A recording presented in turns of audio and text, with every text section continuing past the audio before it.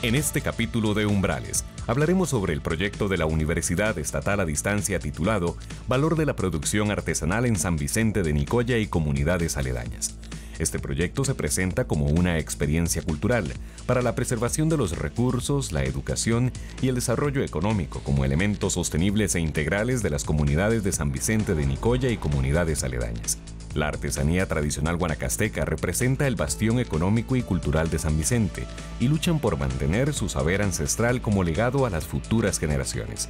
Para conocer más sobre el proyecto de investigación, la licenciada Ani Umaña conversó con Alonso Rodríguez Chávez y con Ronald Martínez Villarreal. Rodríguez es el encargado de la Cátedra de Historia de la Universidad Estatal a Distancia. Es bachiller y licenciado en Historia, egresado de la Escuela Iberoamericana de Archivos de Madrid, magíster en Estudios Europeos e Integración, entre otros. En el quehacer universitario ha participado como docente de universidades públicas y privadas, autor y lector de varios trabajos académicos a nivel nacional e internacional. Ha sido asesor y miembro de junta directiva de entidades públicas, igual en diseño, gestión y dirección de proyectos relacionados con el ámbito etnohistórico y etnocultural. Por su parte, Ronald Martínez es bachiller en Historia y licenciado en Ciencias de la Educación, con experiencia en procesos formativos en educación no formal y educación a distancia. Es profesor tutor en la UNED desde el año 2005. Ha estado a cargo de proyectos de extensión, diseñador de la página web historiauned.net, de los entornos virtuales de la Cátedra de Historia y tutor de videoconferencias. Bienvenidos a un nuevo programa de Umbrales. Hoy hablaremos sobre un proyecto de investigación en rescate cultural, la artesanía chorotega. Nos acompañan en el set principal Alonso Rodríguez y Ronald Martínez. Bienvenidos y muchas gracias por estar aquí con nosotros. Con gusto. Muchas gracias. ¿Cómo nace la idea de hacer este proyecto? Bueno, la comunidad ya en realidad ha venido organizándose a raíz de su patrimonio cultural, ¿verdad? Y gestionando un proyecto que se ha llamado el Ecomuseo de la Cerámica Chorotega. Entonces, como academia, pues quisimos adentrarnos un poco a nivel más que todo de la extensión, como misión de la universidad, y ver, explorar en qué líneas podíamos apoyar ya la gestión que estaba sustentada de parte de la comunidad, ¿verdad? Más bien reforzando lo que ellos ya en una experiencia de más de 10 años venían pues avanzando de una forma u otra, ¿no? Y después lo otro importante de la coyuntura que se da con todos estos proyectos, ¿verdad?, que nos facilita CONARE. Entonces, en ese sentido, es una coyuntura porque ya venía la comunidad, ya estaba sumamente organizada, y entonces fue cuando decidimos emprender, o sea, involucrarnos como universidad y llamar, porque nosotros tomamos el liderazgo del proyecto, e invitar a otras universidades, en este caso la Universidad Nacional, que nos acompañó en el proceso. ¿Y cuál es el objetivo principal del proyecto? Hubo como varias líneas, ¿verdad? Una es un poco la investigación, pero investigación participativa de la historia. De hecho, uno de los productos es una publicación que está todavía en camino, donde la misma comunidad pues explica o quiere compartir cuál es su patrimonio, su experiencia histórica, pero construida por ellos, con la asesoría y la facilitación de nosotros como los involucrados en esa parte, ¿verdad? Otra destinada un poco a fomentar la producción, la venta de la artesanía, ¿verdad?, que ahí nos apoyó, esa línea más que todo la tuvo la Universidad Nacional, ¿verdad?, a través de una exhibición itinerante que promovía la visitación sobre todo al lugar, ¿verdad? Y paralelo, pues otras acciones que pudieran ayudar a dar a conocer la zona y la producción cultural, ¿verdad? Que ahí sí, no, y también esa puesta en valor, ¿verdad? Porque hay que ver que está esa parte pragmática, que son comunidades, ¿verdad?, que han sido desasistidas, hasta abandonadas por muchísimo tiempo por las autoridades. Entonces, en este sentido, creíamos que la puesta en valor de su patrimonio tenía ese objetivo, ¿verdad? La puesta en valor y a la misma vez de que las comunidades necesitaban ese empuje, claro, a la hora de obviamente que se diera a conocer lo que era a nivel nacional. Claro, y otro punto fue también aportar o vimos que era necesario la cohesión de los grupos de la comunidad, ¿no? Si bien el proyecto ya tenía sus años de ir avanzando y todo, se necesitaba más integrar a los diferentes sectores de la comunidad, y un poco otra línea de trabajo nos llevó por ese lado también. ¿Y de la relevancia académica del proyecto? Bueno, es muy importante con respecto a la relevancia académica, porque nosotros calzamos muy bien la UNED. Bueno, obviamente desde que se nace, todos logramos saber que eso tiene una misión histórica, ¿verdad? y es en la que se fundamenta, en los principios más loables en que se fundamenta el Estado costarricense, y uno es casualmente la identidad, el rescate de la identidad, la parte patrimonial, que es muy importante. Entonces, en este sentido, yo creo que la parte académica era sumamente importante, e irnos a trabajar con la comunidad en eso, que eso es una de las particularidades que tiene este proyecto, porque por lo general no se mira la parte del patrimonio cultural, patrimonio histórico. Entonces yo creo que es una de las particularidades. Sí, este es uno de los sectores para los que fue creada la universidad, ¿verdad? Para llegar a estos puntos donde tal vez de una u otra forma la academia no llega o no tiene la posibilidad, pero la UNED por su misión, ¿verdad? Sentimos que se le facilitaba llegar a esos lugares y de esa forma. En la siguiente cápsula veremos un artesano que nos hablará sobre la tradición y producción del barro. Cuando yo aprendí que mi esposa trabajaba en artesanía, yo tengo 20 años de que ella me enseñó. Yo primero era jornalero. Cuando uno comienza las hace feas, entonces no me gustaba a mí porque ella las hacía bonitas y yo quería hacerlas de una vez y después fui poniéndole. Y ahora, gracias a Dios y a ella, hago las tinajas, floreros, picheles, toda clase de artesanía, pero solo en grande. Me especialicé solo en grande y me siento orgulloso de ser artesano sanvicentano. Bueno, ahí trabajamos mi esposa, yo, mis hijos, porque desde que yo hago la pieza, entonces ella, la mayor, le echa la pintura, y ya cuando viene la pintura viene el pintor y pinta las piezas, y ya cuando está oreada vienen mis otros hijos. Entonces ellos decoran, hacen las decoraciones, y entonces ahí trabajamos todo lo que es la familia. Todo lo que tenemos es gracias al barro, al esfuerzo que hemos hecho los dos.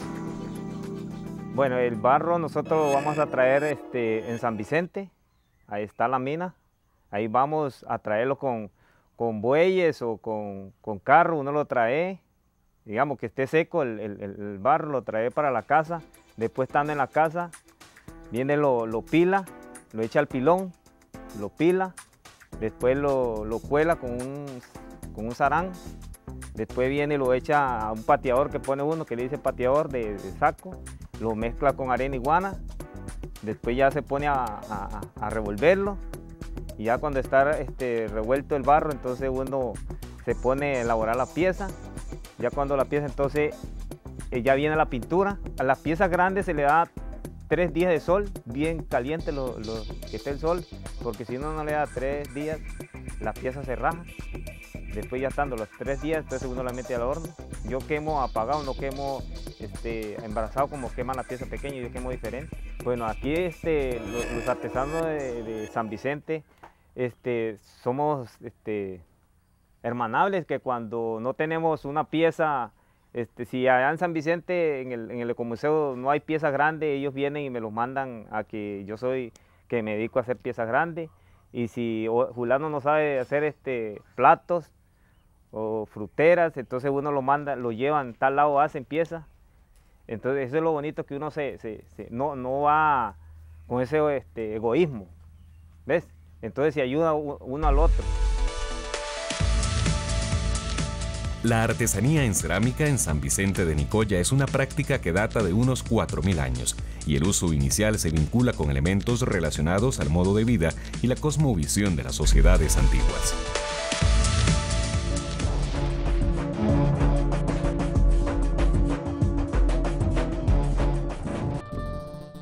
UNED, audiovisuales educativos en Internet. Ingresa a audiovisuales.uned.ac.cr.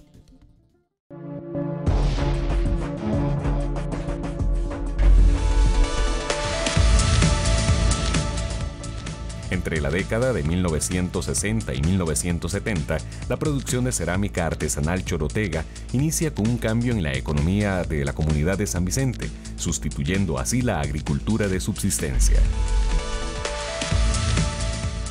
Bueno, la elaboración ha venido de generación en generación, desde mi abuela hasta la época que ahora la juventud, algunas han aprendido, otros han emigrado. Pero la producción En ese entonces era solo para utensilios de cocina, por ejemplo, ollas, comales, tinajas. Ahora es de los 60, creo, para acá, hasta esta época, entonces ya se ha comercializado más ya al extranjero con turistas que vienen a visitarlos a la comunidad. Bueno, San Vicente de Nicoya es una comunidad totalmente artesana. El 90% se dedica a la artesanía y el 10% a la agricultura y a la ganadería. De a raíz de todo eso se vino el Ecomuseo. El museo es Ecomuseo de la Cerámica Chorotega de San Vicente de Nicoya. Para nosotros tener un museo en la comunidad de San Vicente es importante para mantener, digamos, nuestra cultura viva. Una cultura que ha venido de generación en generación, que hemos venido trabajándola desde hace mucho tiempo, bueno, 4.000 años de historia. San Vicente, en la mayoría de los talleres, ofrecen cerámica de diferentes tamaños, diferentes gustos, ya sea para nacionales e extranjeros. También en algunos de los talleres se ofrecen para que la gente o los niños o los adultos, el que quiera venir, hay acceso para que elaboren alguna vasija para que tengan algún recuerdo. Cada artesano tiene su taller, entonces no se despegan de sus casas, en los quehaceres y en el trabajo de la cerámica. Entonces por eso se combina casas, talleres, ¿verdad? Desde lo que son niños hasta los adolescentes y todos los que viven en sus casas, de alguna manera ayudan al trabajo de la cerámica. Entonces eso ha venido de generación en generación. Entonces por eso toda la familia pues, se involucran a ese trabajo. Bueno, la UNED ha venido en diferentes campos a ofrecernos talleres, a hacer trabajo de investigación en la comunidad para ver cuáles son los problemas que ha tenido el pueblo de San Vicente. Continuamos hablando sobre el proyecto de rescate cultural de la artesanía chorotega. ¿Qué hace excepcional o especial la artesanía chorotega, este tipo de cerámica?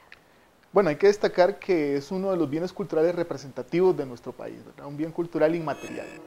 Hay toda una serie de conocimiento, se puede llamar hasta ancestral, ¿verdad? Investigadores incluso han seguido el rastro de esta producción y se identifica, por ejemplo, una línea del tiempo que uno podría decir, bueno, aquí hay 4.000 años de historia, ¿verdad? Desde la cerámica precolombina hasta esta cerámica actual, ¿verdad? En donde se pueden identificar materiales, técnicas de producción y luego la última etapa que es la recuperación de los diseños precolombinos, ¿verdad? Entonces esa permanencia de algo tan lejano en el tiempo hace excepcional esa producción, ¿verdad? Además de que permea toda la relación social de la comunidad, ¿verdad? La gente pues participa de una u otra forma en la producción cerámica y es su identidad. Y es la única cerámica de esa tradición precolombina que se conserva en nuestro país, ¿verdad? Otras comunidades que sí son, bueno, más identificadas como indígenas, conservan otro tipo de quehacer artesanal, ¿verdad? Pero como cerámica, solo estas dos comunidades en Guanacaste. Y hay que rescatar, por ejemplo, una de las cosas que, bueno, el caso particular que yo he venido trabajando también en la parte de la investigación, las denominaciones de origen, que es muy desconocido en estas partes del mundo, ¿verdad? Por ejemplo, Europa es un referente muy importante a la hora de trabajar lo que es la denominación de origen, y es casualmente eso, la particularidad, la exclusividad, lo único. Entonces, por ejemplo, cuando uno ve este tipo de cerámica, cuando uno ve que es de larga data, que se ha mantenido toda la trazabilidad igual, intacta, ¿verdad? Hay algunos cambios, pero lo hace ver como no hay otra en el mundo, ¿verdad? Que es lo que hemos tratado de investigar, de ver si hay otra, podrá haber parecida, pero así, tal y cual, ¿verdad? Por ejemplo, con todos los procesos, con todas las técnicas y todo, la hace única y exclusiva, ¿verdad? Que también se puede aprovechar desde ese punto de vista a la hora del comercial, ¿verdad? ¿Y cuál es el recorrido histórico de esta tradición? Bueno, podríamos seguir el rastro de los orígenes de la cerámica en Costa Rica, ¿verdad? 2000 años antes de Cristo, cuando empiezan a aparecer, pues, ligado a las técnicas agrícolas, las primeras evidencias de cerámica en nuestro país. De hecho, Guanacaste es uno de los focos donde se cree que empieza la cerámica en nuestro país. Luego, ya para la época incluso de los españoles, de la llegada de los españoles, nos encontramos crónicas, ¿verdad? Para el caso de la isla de Chira, se les dice a los indígenas que el tributo tenía que ser en piezas de cerámica, ¿verdad? Y algo que también se ha logrado identificar de por qué permanece esto es porque está relacionado con otro quehacer cultural, ¿verdad? Como es la parte culinaria, la parte de los enseres domésticos, ¿verdad? Son utensilios que en su momento fueron básicos en toda casa, ¿verdad? La olla, el comal, eso le permitió, ¿verdad? Hasta que se llega al mediados del siglo XX, ¿verdad? Cuando vemos que con el impulso del turismo, lo que los antropólogos llaman el turismo étnico, ¿verdad?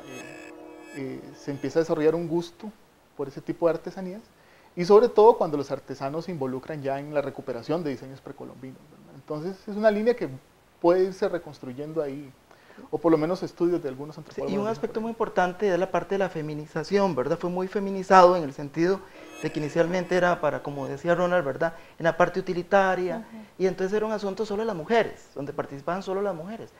Pero, ¿verdad? Con el tiempo y en las últimas décadas, cuando se va viendo que por ejemplo, que esta actividad deja dinero desde el punto de vista turístico, entonces vemos que ahí se involucran los varones. Y de hecho, por ejemplo, en la investigación vemos que hombres que se dedicaban a los típicos, ¿verdad?, sabaneros, o que se dedicaban a trabajar en el campo, comienzan a dejar esa actividad y comienzan a pasarse a participar de esta actividad, que es sumamente interesante. En la siguiente cápsula veremos uno de los lugares de donde se extrae el barro. El curiol es una especie de barro o arcilla que se encuentra, bueno, aquí arriba se encuentra en varios colores. Digamos, está el rosado, hay uno que le llaman el color Fanta, digamos, que es como un naranja. Luego está el color blanco, que es el que se utiliza más que todo para la base de la pieza. Como decir si fuera un lienzo de una pintura, digamos, la base primera que se utiliza, ¿verdad? Entonces hay otro color que también es muy utilizado y que es muy importante en la elaboración de las piedras, que es el color negro. Con este se utiliza como para hacer el delineado de las figuras o darle el detalle, digamos, con más precisión. Para venir al curiol hay que levantarse bien temprano, ¿verdad? Porque la subida es bien difícil, digamos. Entonces se intenta venir así, estar como en la parte de abajo, como decir a las 5 de la mañana, para empezar a subir y llegar aquí entre 6 y 7. Y bueno, primero hay que empezar a decir, como a escarbar con una macana, donde está la pequeña mina, digamos, y ahí empieza a caer todo el material y ahí hay que empezar a escogerlo porque hay curiol rojo y curiol blanco. Y aparte de eso también hay, como decir, barro que no es, o cascajo que se llama. Después de que se escoge aquí y se lleva para abajo, se remoja en agua durante un día, digamos, o se deja en la noche así, para el otro día ya amanece, como decir, como viscoso y se cola con una camisa así bien fina. Entonces ya sale todo, como decir, como una pintura, digamos. Bueno, en San Vicente, digamos, se puede adquirir casi que cualquier tipo de artesanía en barro, ¿verdad? Hay desde flautas, digamos, que hacen en barro, se pueden conseguir también, es decir, un montón de tipos de jarrones, de platos. Hay gente que hace por encargo, digamos, casi que si usted le dice, hágame esto en barro, se lo hacen, digamos. Y todo siempre con esa decoración que se utiliza aquí muy especial. Y también, digamos, a veces hay lugares donde se da como especie de inducciones para ver el proceso, digamos, exactamente en los talleres de los artesanos. Entonces hay algunas universidades que trae, digamos, grupos de estudiantes para que vean todo ese proceso de elaboración y por lo menos se familiaricen, y también se pueden hacer como especie de prácticas, digamos, para que ellos puedan tener un contacto directo con lo que es el material y con el trabajo del barro. Una de las estrategias de los artesanos de San Vicente para difundir su patrimonio cultural es el Ecomuseo, el cual se creó el 29 de agosto de 1995.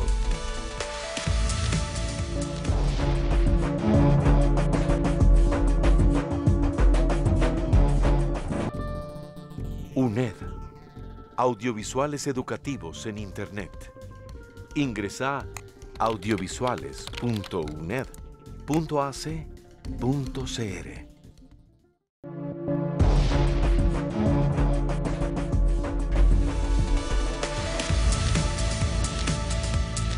La producción de cerámica de San Vicente y comunidades aledañas es una actividad tanto familiar como individual. Se calcula que poco más de la mitad de la población mayor de 12 años se encuentra involucrada en la elaboración de este tipo de artesanías. Tenemos 3 años de haber fundado Coopesanguay, la cooperativa de productores de la cerámica chorotega, con el fin de obtener la materia prima, comercialización del producto y trabajar con el sello de patente para poder nosotros garantizar nuestro trabajo, nuestro producto. La cooperativa está constituida por artesanos de las 2 comunidades, San Vicente y Guaypil, y por los momentos somos 84 socios. El problema con el barro es que está agotado en la parte donde nosotros íbamos a arrancar, y donde hay actualmente es en una propiedad privada. Ese es el objetivo, de ver cómo obtenemos ese terreno. Hemos tratado de rescatar de que es una herencia la que nosotros tenemos, que nos han dejado nuestros indígenas chorotegas, nuestros abuelos, y no podemos permitir perder eso, porque nuestros materiales son naturales, son tierras, las herramientas que nosotros utilizamos son hechas por nosotros mismos, y los diseños tratamos de meter réplicas y diseños ya nuestros. Hacemos una mezcla en diseños. Anteriormente también el producto que se sacaba eran utensilios de cocina, el comal para hacer tortillas, la nimbuera para la chicha, la olla de cocinar los frijoles y muchas cosas cocinábamos en ellas. Sabemos que Guaypil y San Vicente está reconocido turísticamente, y lo que ofrecemos es la demostración, cómo hacemos nuestro producto, que conozcan los materiales y que conozcan todo el proceso de nuestro trabajo. Nosotros como artesanos y como las personas que hemos heredado esta cultura, queremos dejarles herencia a nuestros pequeños, a los jóvenes, para que esta tradición no muera y siga siendo el orgullo de los costarricenses y de nosotros guanacastecos. Continuamos hablando sobre artesanía chorotega. Cuéntenos un poco sobre el ecomuseo. ¿Qué es un ecomuseo? Bueno, cuando hablamos de ecomuseo, es porque vemos que se funden, ¿verdad?, diversos elementos patrimoniales o culturales. La población, el patrimonio inmaterial y la producción, en este caso artesanal, ¿verdad?, y el territorio. Entonces, estos elementos conviven en el tiempo y en el espacio, ¿verdad? No es el museo que estamos acostumbrados de ver en una vitrina, ¿verdad?, o en un espacio de 4 paredes, sino que se invita a que se visite, se recorra, se viva, se comparta. Las mismas personas son parte del patrimonio en exhibición, por así llamarlo, ¿verdad? Entonces, si bien es cierto, uno puede llegar allá y encontrarse con un centro de información, hay un edificio, pero es un elemento que quiere ubicar al visitante e invitarlo a que se adentre, a que descubra, que recorra ese territorio, ¿verdad?, donde están sucediendo constantemente los bienes patrimoniales, ¿verdad? Sí, y otro aspecto muy importante es esa parte etnocultural. La parte etnocultural incluye la parte natural, la parte histórica, una serie de elementos. Entonces son museos, ¿verdad? Por ejemplo, la concepción que siempre hemos tenido, o los estereotipos de museos, ¿verdad?, que tienen paredes, no toque, no haga bulla, ¿verdad? Aquí se rompe con eso, ¿verdad? Y una de las cosas que se ha tenido claro es casualmente eso, que todos los aspectos son piezas, ¿verdad? Las personas, la forma de vida, etcétera, etcétera. Y entonces eso es un elemento que rompe con ese concepto que siempre se ha mantenido principalmente en nuestro país, que hay otros países, ¿verdad?, hay otros referentes a nivel de Europa y de México que sí ya tienen muy desarrollado esta concepción. ¿Y qué tipo de materiales es el que se utiliza para hacer esta cerámica? Bueno, podemos hablar de al menos 3 grandes componentes del material, ¿verdad? Que solo en la experticia del artesano se pueden mezclar de la forma y darle el acabado, el uso que se necesita, ¿verdad? La arcilla es indispensable, ¿verdad?, que el artesano la reconoce, sabe cómo tratarla, cómo limpiarla, ¿verdad? la arena, ¿verdad? Que los ceramistas llaman el desengrasante, ¿verdad? Que es un aditivo que se le echa a la arcilla para que no se raje, para que soporte el calor y todo. Y el otro elemento primordial pues es la pintura o los engobes, ¿verdad? O el curiol, ¿verdad? Que es el nombre particular que le dan los artesanos allá, ¿verdad?